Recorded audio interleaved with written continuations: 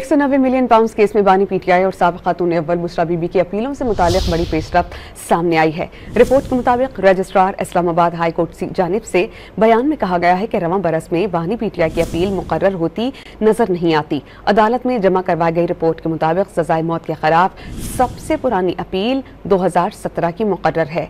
दायर होने के बाद अपीलें अपनी अपनी बारी पर मुकर्रर होती हैं। रिपोर्ट में मजीद ये भी कहा गया कि बानी पीटीआई की अपील अभी मोशन स्टेज पर है।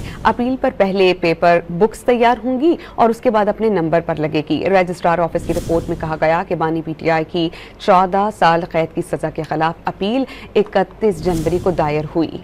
190 मिलियन पाउंड केस में बानी पीटीआई और साबिक़ खातून अव्वल बुशरा बीबी की अपीलों से मुताल्लिक़ बड़ी पेशरफ्त सामने आई है। रिपोर्ट के मुताबिक रजिस्ट्रार इस्लामाबाद हाई कोर्ट की जानिब से बयान में कहा गया है कि रवां बरस में बानी पीटीआई की अपील मुकर्रर होती नजर नहीं आती। अदालत में जमा करवाई गई रिपोर्ट के मुताबिक सजाए मौत के खिलाफ सबसे पुरानी अपील 2017 की मुकर्रर है। दायर होने के बाद अपीलें अपनी अपनी बारी पर मुकर्रर होती हैं।